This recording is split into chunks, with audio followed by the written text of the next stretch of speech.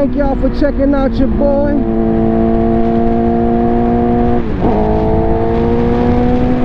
It's a gorgeous day today, y'all.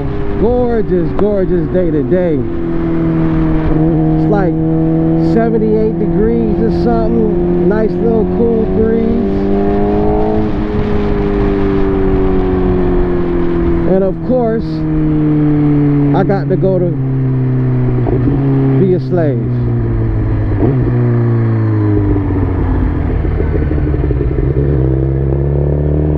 So I decided, you know, I'm gonna take my girl with me on to work.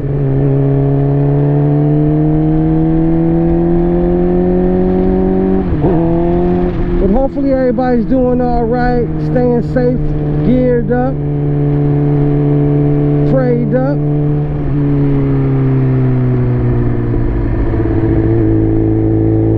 Yeah, I'm out here. I had to get out here and just, you know what, yesterday it seemed like anytime I got the day off, the weather be like don't be as good. Like temperature wise it was great yesterday, but it was getting like 30-mile-an-hour gusts. So I was like, yo, I can't be riding for too long. I'm literally getting blown left and right by the wind. So but today it don't seem too windy at all. So I'm literally about to just go and grab my stuff, grab all my work gear, book bag and everything, and I'm going to work. I think I'm about to be late.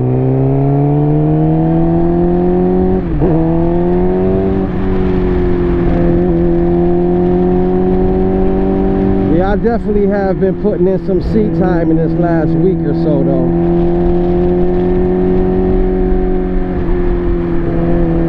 I've been commuting every day. I mean, even though it's not far, but one thing is like I don't really want to put that many miles on my girl, but I got the ride. And you know, I don't have the privilege of having more than one bike, you know. And another thing is, you know, she a 07, so she already looked at as old. So if she already looked at as being an old bike and then it has a whole bunch of miles on it, it really don't, you know. Now she ain't got that many miles, and being an older bike, it's better because that trade-in or that resale value, you know, and I'm trying to keep that good, but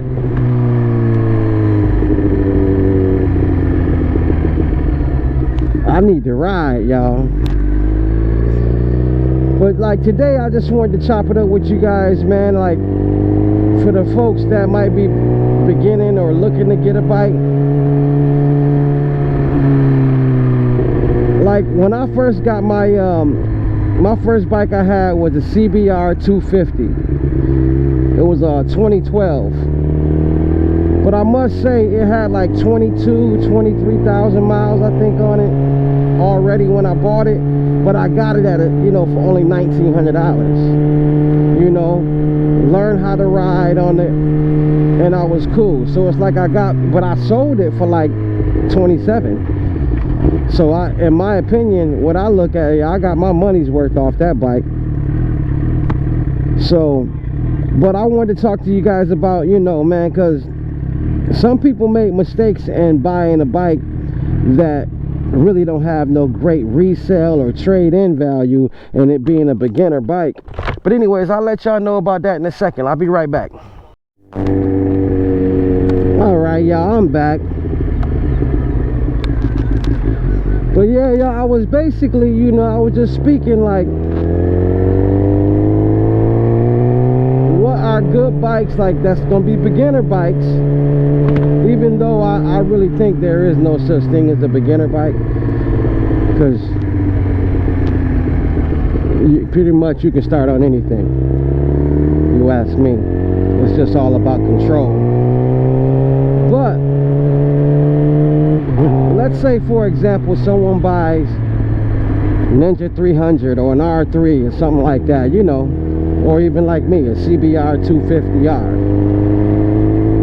Then you get someone who wants to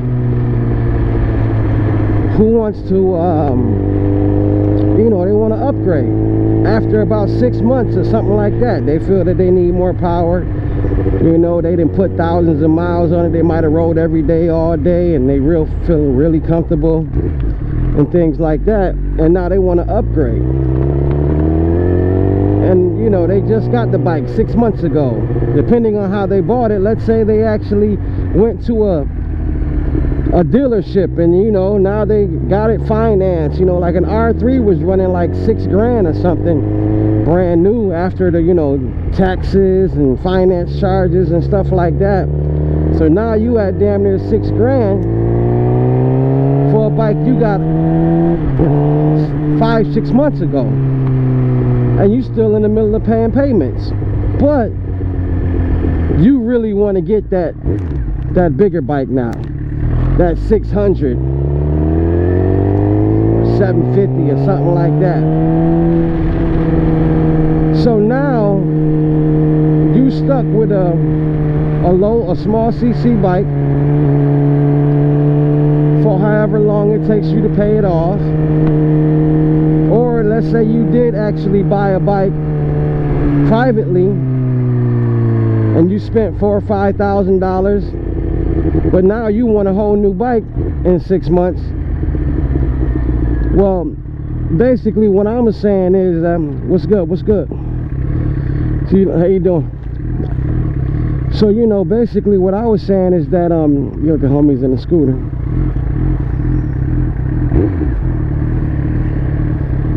Hey, at least they got a helmet on. Well, one of them got a helmet on.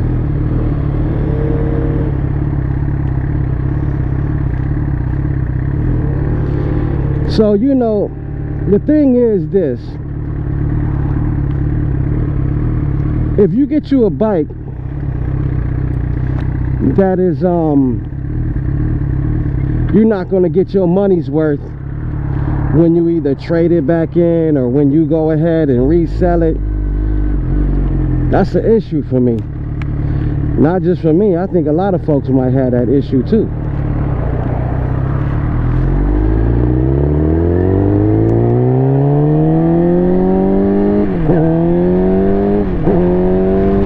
So when you go ahead and you purchase you a bike and you just starting out, man, make sure that even check the resale value or the trade-in value on a bike, in case you do want to trade it in or resell it, you know what I'm saying, to get you another bike. You can getting out their blind spot, you know. Like, for example, when I bought my my Honda CBR 250, like I said, I paid $1,900, and it had like 20-something thousand miles on it also. But it, you know, it's a Honda CBR. A lot of other, you know, a lot of folks will buy that bike again, and a lot of people do buy it.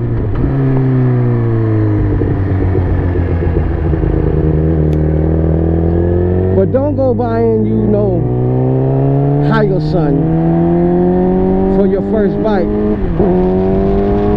I mean, you know, I ain't gonna say had. My homie, man, his name, I ain't gonna tell you his name either. But my homie, he had snatched up a Hi-Viz. Now those bikes are basically, they known, well, people say they really trash. You know, they look good, don't get me wrong, they look damn good, but they cheap too. I hear that Suzuki actually makes these bikes.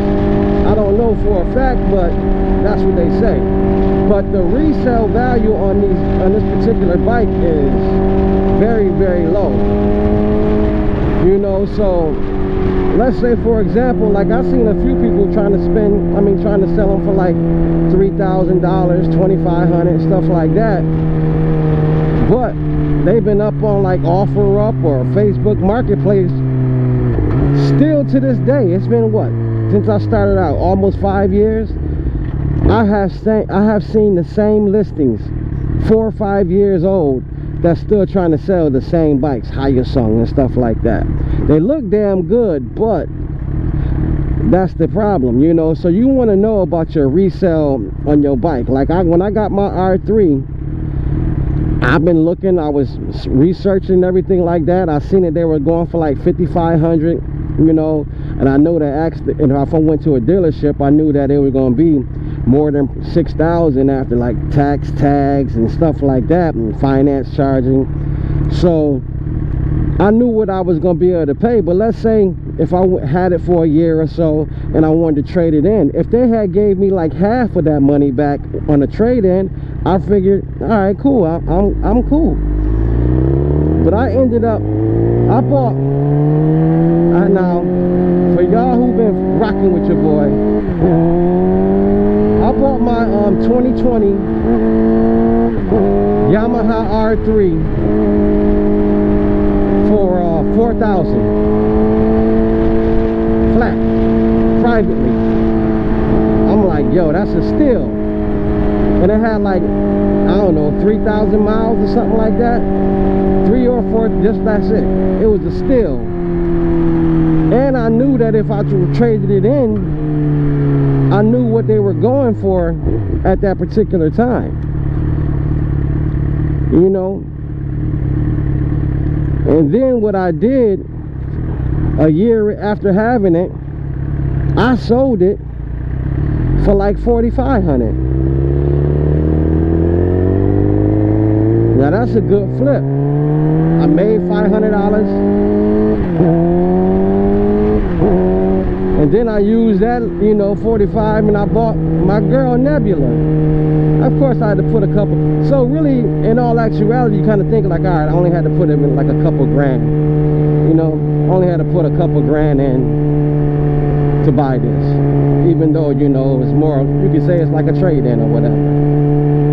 But yeah, like basically, y'all, what I'm trying to say is make sure that the bike you get as your first bike, especially if it's a small CC bike, make sure that, just estimate that if you was going to be putting the mileage on it and things like that, what you could possibly sell it for a year later or something like that, or even 6 months later.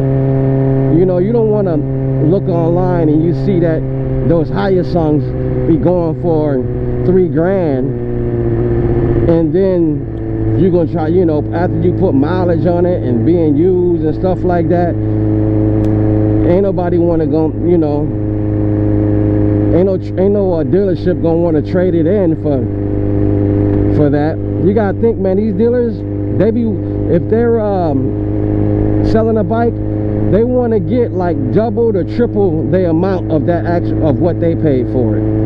So for example, if they give you a trade-in for $3 grand on a bike, they probably trying to get 6,000 to 7,000 when they sell it. Well, not profit, but that's what they might sell it for, 6,000 to 7,000, something like that, or maybe more. Some dealerships be trying to get triple, or, you know, stuff like that. So that's what I was looking at, man. The dealership actually, they told me they'll give me close to $4,000 for my bike right now, for my girl Nebula. And that makes me think like, okay, that's like for a bike that if I was gonna be paying like $9,000–10,000 for, they give me almost $4,000, and I'm an older, you know what I'm saying, 5 or 6. I'm like, all right, that's not that bad. But I'm telling you, but I probably can get more if I was to resell it privately, you know. Like, but if you got a small CC bike and it's beat to shit, oh, I apologize for cussing, but if it's all beat on up and high mileage and things like that, then, and you trying to sell it privately, that's gonna be tough.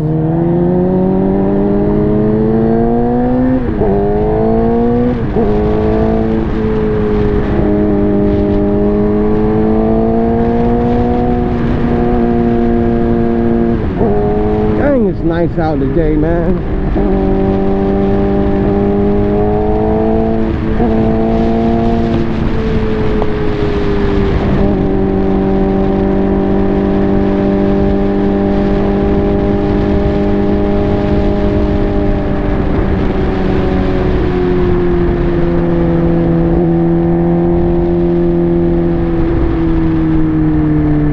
wish I didn't have to go to work today.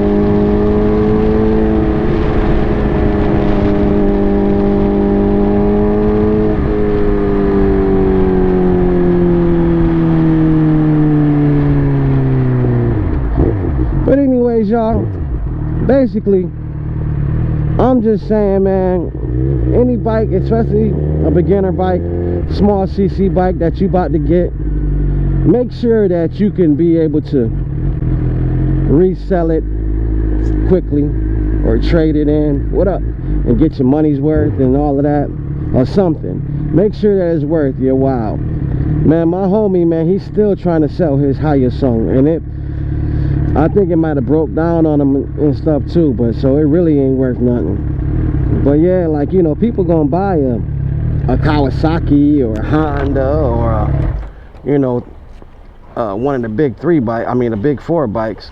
So, but anyways, y'all, your boy is at work. Let me go ahead and do what I do. Don't forget to like, comment, subscribe, all that good stuff, and I'ma holla. Y'all be easy. Peace.